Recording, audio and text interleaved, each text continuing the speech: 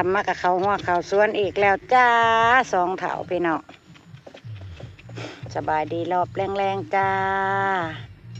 สบายดีประสุขสุขคนเด้อพี่น้องเด้ออัปเดตหลังจากเอาแมงซ่อนออกจากสวนพี่น้องสังเกตเห็นผักบัวบ่ถ้าแม่นแมงซ่อนบ่รบกวนบัวกับลุงพรเนาะพักบัวกับลุงพรก็สิเป็นลักษณะนี้แหละจ้ะที่ผ่านมานี่นะผักกาดซ้อมที่บัวบงมือตะกี้น่ะบริโดนนี่ขนาดเบี้ยมันเถ่าเลยได้นี่พี่น้องบ่มีแนวเห็ดเพิ่นเนาะบ่มีแนวรบกวนเพิ่นเลยเพิ่นก็สิโตขึ้นโตวันคือบัวว่านี่ผักกาดแก้วที่บัวอันเบี้ยน้อยๆมาปลูกว่าแมนติโบติสนี่นะเริ่มเป็นรูปเป็นร่างขึ้นมาแล้วจ้าพี่น้องเอ๋ยแบบนี้ก็ค่อยจะเขาหัวเขาส่วนแน่นอนพี่น้องนะนี่เพิ่นกับสิพิษหูพิษตาขึ้นโลดใดพี่น้องเป็นตะเบิ่งเป็นตะแยงขึ้นมาทันทีลุงพรเราก็มีแห้งหืดเหี่ยวน้ำโหดโผด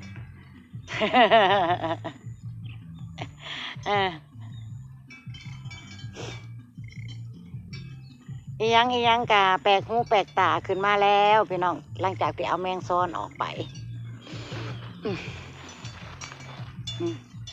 มันผักหอมป้อมที่ประบัวถิ่มไปแล้วจ้ะว่าแม่นเพิ่นบ่ขึ้นบ่เกินอีหยังเลยจนว่านไหมมาแล้วเพิ่นขึ้นเบิ่งได้นะภายใน1 อาทิตย์ฮอดแล้วบ่1 อาทิตย์เธอหาเอาแมงซ้อนออกหลายๆเนี่ยนะก็แม่นประบัวตั้งว่าพี่น้องเอ้ยมันมีผลอีหลีเด้อกับแมงซ้อนนี่กับมันมาหย่อน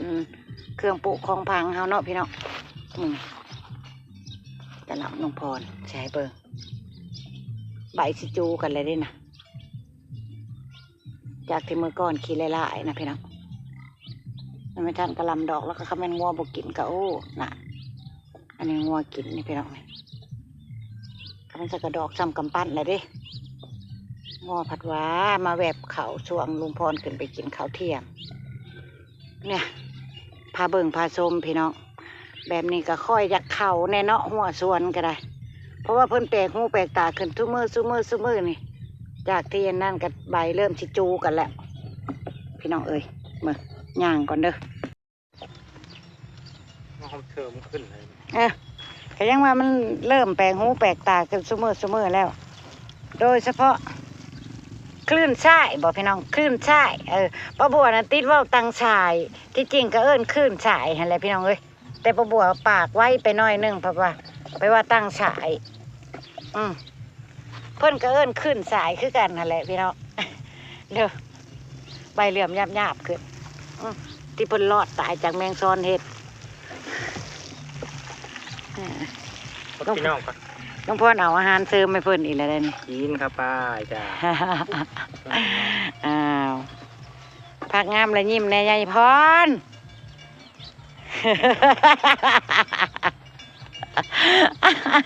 ผักงามและยิ้มได้แน่ละยายพรหรอกเนี่ย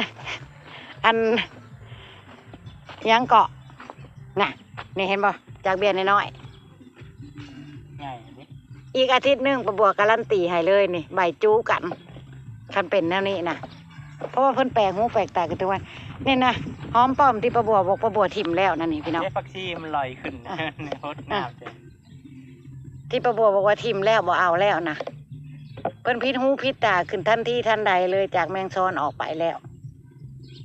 จังหวะหูทันซาไปหน่อยพี่น้องเอ้ยประบัวกับลุงพรก็ได้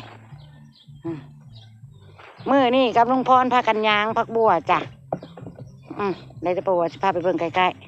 ๆอันนี้คือพักบุ้งแก้วที่เรื่องแล้วก็อยู่ซ้ำเก่าบ่ขึ้นบ่เกินพี่น้องสิขาศอกแล้วจ้ะนะพักบุ้งแก้วมื้อเช้าได้ป้าบัวกับลุงพรเอาจน9 โมงเช้าย้างดินออกจากพักบัวจ้ะพี่น้องนี่ย้างขี้งัวออกเพราะว่าเพิ่นเป็นบ่อนส้นเพิ่นย่างดีเลยเอาขี้งัวโปกหนานี่ป้าบัวกับลุงพรยางดินออกจนเบิดเลยบาทนี่ เบิ่งรูปอันนี้มันสิมีความเปลี่ยนแปลงขึ้นบ่ผักบัวปะบัวจากที่ว่าเฮิมน้ำมันบ่แม่นจ้ะแมงซ้อนดันหากเพิ่นจนต้นแกล้งลงเลงซูนน่ะจากเพิ่นบ่มีหากเด้พี่น้องปะบัวกับลุงพรเอาขี้งัวออกเบิดเลยลงท้องร่องเบิดนี่มื้อเช้าพากันเฮ็ด2เถาจนเสร็จจนสวยแต่บ่ได้ถ่ายคลิปจ้ะเอาขี้งัวออกให้เพิ่นเหลือแต่ดินบ่ให้แมงซ้อนเพิ่นส้นได้บาดนี้ลองเบิ่งเนาะพี่น้องลุงพรเราก็สิมาให้อาหารเสริมมันบาดนี่อ่านยูนิเทลก่อน น่ะมันซ้อนคักก็คือกะหล่ำลุงพรนี่แหละพี่น้องเอ้ยใบสิจูกันละพูอ่อนซ้อนคักอ่อนซ้อนแน่เมื่อนี้วันสิ้นดับสิงดล่าแมงโซนมื้ออื่นสิเอาอีกเพราะว่ายังเห็นอยู่ยังเห็นคุยเพิ่นอยู่พี่น้อง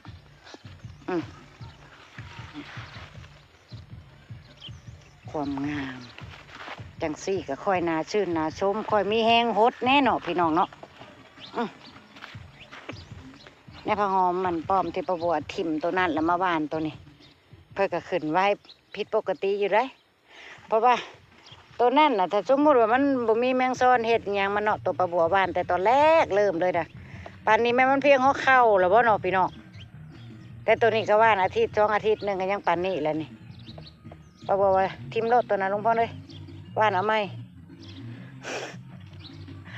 ว่าแล้วเพิ่นงามขึ้นพิษหูพิษตาเครือกระแตกพุ่มขึ้นปุ๊บเครือแหล่ปลาซีเอาหายเจซีเอาหายโคตรยังเซตเอกสิชวนลุงพรไปเคี่ยหมักแตงน้อยออกแล้วไปเนาะ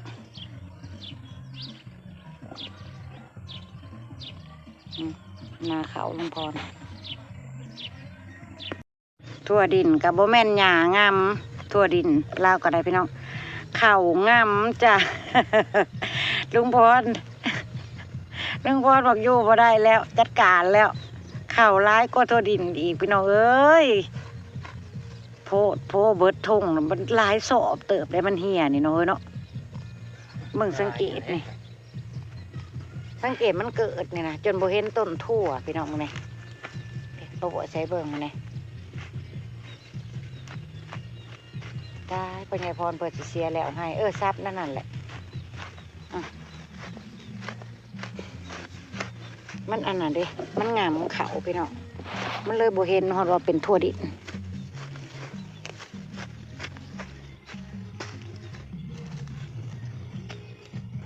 โอ้ยยังอยู่ได้เฮ้ยตัวบ่ถือกันแน่นต้องอันเสียมคนละอันแล้วกับลุงพรกันแล้วนี่โผเลิกไปแท้เพิ่นกับบ่แม่นว่าเพิ่นสิบ่อยากงามมันค่าอันห้าขาวมันก็บ่แม่นน้อยๆเนาะคำแม่นว่าอันบ่เอาถั่วดินใส่แล้วอัดน้ำใส่นี่เป็นข้าวหน้าแซงอีกเฉยนี่นะอันนี้เพิ่นเอาถั่วดินใส่เลยข้าวตัวดินเนาะพี่น้องข้าวพัดว่าขึ้นคักขึ้นแน่กระดอกโอ้ยขึ้นผีบ้าผีบอมันละมึงเด้อนี่นะวาสนาควยตู้คิดตาหน้าโนนขีนแน่หมู่ปลูกก็จะงามพ่อใหญ่พรปลูกอีหยังก็เป็นไปทั่วคนก็ล้อก็ยังโมงามเอาอีแหละเนาะพี่น้องอ้าวบ่หัวมืออีกแล้วพี่น้องมานั่งเบิ้งกับบ่เป็นดอกขั้นแขวปะบัวน่ะเอาก็ลุงพรก่อน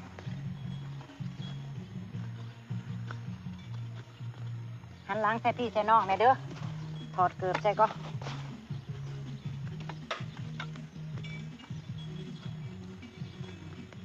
กล้องเพิ่นกับบริจักหัวมือปะบัวพวกปันใดได้พี่น้องเอ้ย ต้องคุ้มกล้องในกับปานนั้น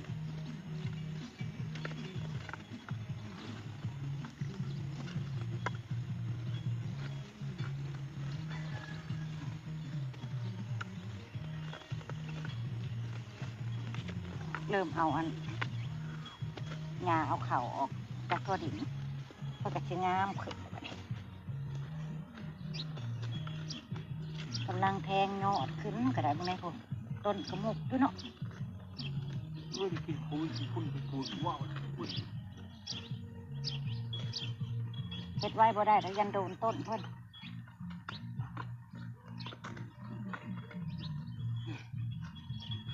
โอ้ม่วนไปอีกแบบหนึงเลยพี่น้อง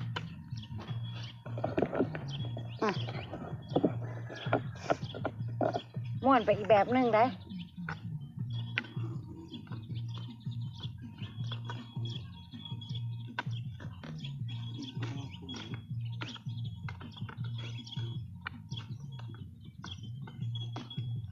แต่สิบ่ได้จักอันจักแนวมันก็สิโพดเด้อเนาะพี่น้องเนาะบ่ได้แนวหนึงก็ได้แนวหนึงก็ยังคายได้หือ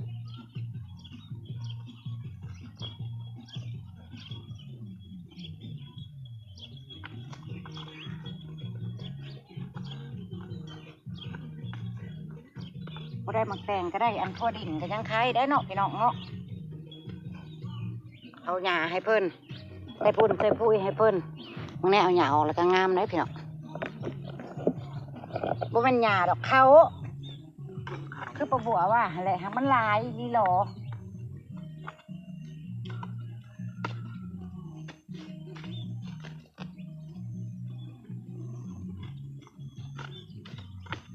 หญ้าอันนี้ก็จะมันหญ้ายังบอกไปกันคนๆนี่นะเสียถิ่น ต้นนี้ต้นง่วงช่างจ้ะ แม่นบอกคือหลายแท้แต่ว่าแม่นมันจะเนาะในคนเนาะลายค่ะ ยามแรงมันจะคืนที่ยามนี้ค่ะ ต้องช่างโลกง่ายได้ทำมันใหญ่นะอันนี้นะ หรือว่าตัวเป็นเครือนะบ่ เพราะว่าตัวเป็นเครือ เป็น แพร่ แพร่ ลามของ นี่ นะ ขึ้นในหาดนะ งาตินกับแก่บอก ยาทีกับแก่ยาทีกับแก่เพื่อยายังแหละพี่น้องเลยก้อนเขาบอกปิด ซองเถาเอาหยาทั่วดิจ้ะ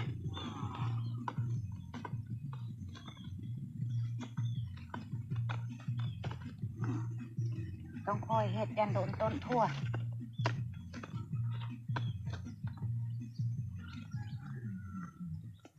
ต้นง่าย 2 มื้อสิบ่แล้วบ่ให้หน้าให้คันบ่ได้ไปใส่เนาะพี่น้อง กินทำไมอะไรข้างแดงเก่าแล้วมันเละ เอาออกแล้วก็เอาปุ๋ยหวานใส่เอาน้ำเข้าอันนี้แล้วจ้ะ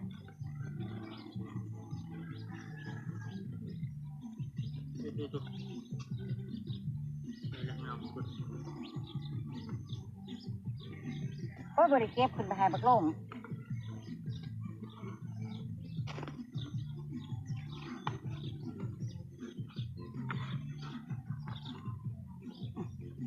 บ่แม่นพี่น้องนี้จากประบัวแล้วบ่ ระแวงพี่น้องเอ้ยน่ะเอายาออกให้เลยเห็นเป็นกกเป็นกอเป็นพุ่มทั่วดินได้จักน้อยเนาะพี่น้องน่ะ เนี่ยอื่นก็ไม่ได้แล้วมันจะเข้า เอาเสื้อซอยกันซองเถ่า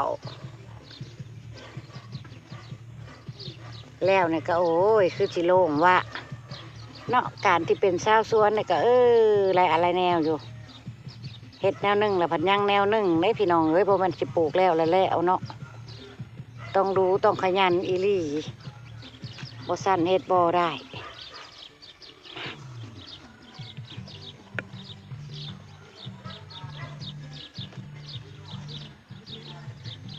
ลุงพรล่ะใจมักแล้วจังเฮ็ดได้เนาะอันนี้เนาะ นี่หญ้าขาเขียด เขียดหน่อย มันออกหวาน บางอย่างบ่เคยกินก็บ่กินจ้ะ คนไทยมาอยู่ในบ้านรับผักกินมั้งไทยสกลนครจะมาอยู่ในบ้านจะเคยกิน ผ่าตั้งแดดตั้งฝน จะ มากั้งย่างงามนี่ กลางแดด อื้อ ก็ยังว่ากลางแดดกลางฝน บ่เอาดอก มันเช้าแดดแล้วมันห่มแล้วเนาะพี่น้อง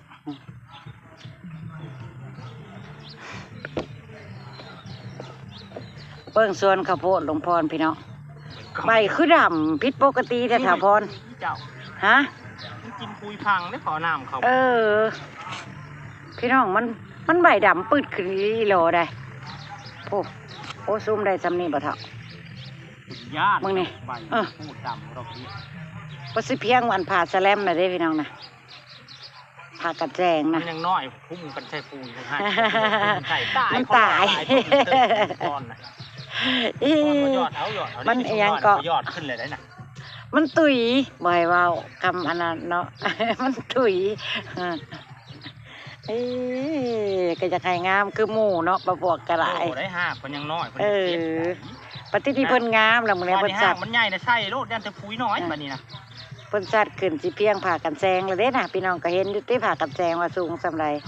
เด้เพิ่นสิซ้ำผ่ากันแซงเลย แต่ก็ขายต้นมันต้นละ3 บาทบ่ขายดอกมาได้ขึ้นอยู่บ่จ๊ะ แต่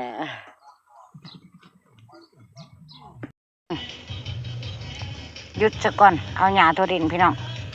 สิมาเคลียร์หมักแตงน้อยออกก่อนพี่น้องนี่เคลียร์ออกก่อน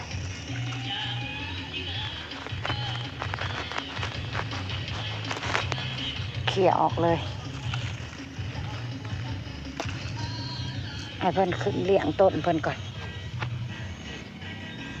เอาไปกินกับแก้วหน่อยเนาะพี่น้องบ่เอาบ่เผาเอาอยากจะเผาอยากได้ลูกไวลายอันนี้ก็เคี่ยวล้นเนาะพี่น้องเนาะหรือว่าแนวใด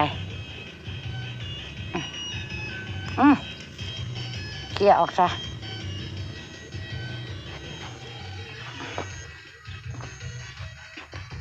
ลุงพ่อเราเห็ดขางให้เลยแต่ว่ามันบ่มีหอนหมักแตงสิขึ้นข้างแล้วพี่น้องเอ้ยจะมาหาเคลียร์ต้นเคลียร์หมากเพิ่นออกจะเผาจะได้ลูกสู่ยังน้อยกระโดดเนาะพี่น้องเคลียร์ออก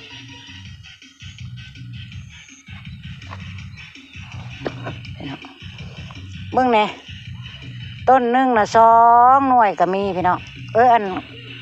ง่า1หั่นนะมึงเนี่ย2 ลูกความเพิ่นลูกโดกกระชมพี่น้องว่าอยากได้แนวเนาะเคลียร์ทิมรถว่าต้องเสียดายปิดเลยเด้ปิดกับปิดมือเดียวเนาะให้หลวงพ่อมาปิด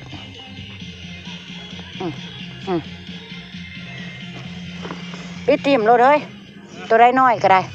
ให้เพิ่นขึ้นไม้ให้เพิ่นแทงยอดขึ้นไม้บ่ต้องให้เพิ่นหมากเพิ่นอยู่ปิดรถตัวนี้ได้มันหยุดเลยนี่นะเอาไว้ยี่บ่นี่นะหรือว่าถอนถิ่มทั้งต้นรถมึงได้พี่น้อง แต่ทอดทิ่มเลยนะอันนี้ตัวงามๆแจ่มๆใช่ไหมมันยอดมันใหม่ เอาย่างก้อนหนึ่งตัวนี้มันสิได้อยู่ได้น่ะเอาหมากมันออกน่ะเอาหมากมันออกเบิดอ่ะนี่ตัวนี้นี่ถอนถิ่มเนาะพี่น้องเนาะเพราะว่าเพิ่นติดโรคอะไรนี่เบิ่งนี่กะนี่ถอนก็เจ้าต้องเอาไปถิ่มทั้งไม้บ่แม่นบ่ ไม่ใช่กระตา มันเกิดเชื้อราเลยนะปิดออกรถเลย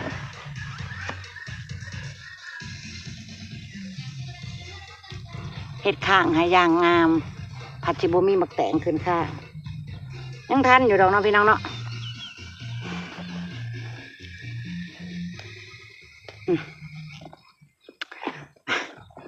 สลัดหมักแตงถิ่มกับปลาบัวลุงพรพี่น้อง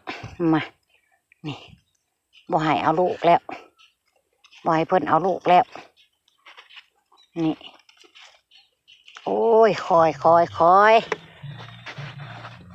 นี่ตัวอันเพิ่นบ่จับลูกเพิ่นก็เริ่มยอดงามขึ้นเรื่อยๆนะพี่น้องนะเอามาสลัดทิ่มมึงเนี่ยลูกนะย่ำย่างอยู่ ดกแท้ดกว่า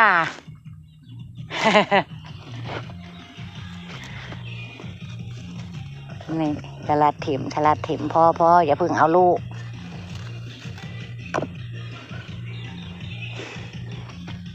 ถ้าเพิ่นบ่ได้เลี้ยงอันลูกเพิ่นก็สิใหญ่ขึ้นอยู่ดอกเนาะเครือเพิ่นก็ได้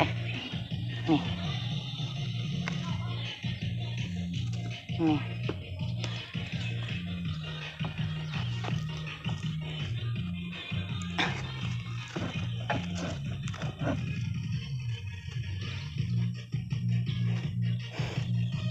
ตัวได้ไงเนี่ยบวกก็จะเอาไปจิ้มน้ำพริกกันเลยพี่น้อง เอาไปจิ้มน้ำพริกกินเองเลยแหละไปที่ละล่องกับลุงพรไปตามลุงพรไปก่อนเพราะว่าเพิ่นข้านตะนางเพิ่นเลยเด้แหน่ลุงพรเราก็เฮ็ดตะนางเฮ็ดตะข่ายให้เรียบร้อยเลยผัดบ่มีแต่งขึ้นกับบ่ว่าแล้วเนาะพี่น้อง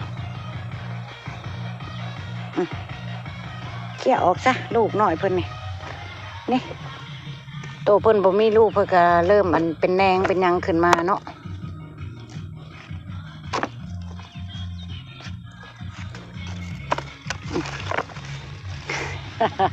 อีต้นพญาพรเด้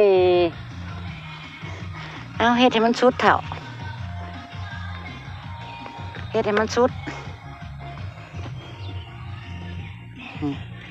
ก็ยุดแล้วเนาะแนวนี้ลูกง่ายแหละเอาลูกออกก่อน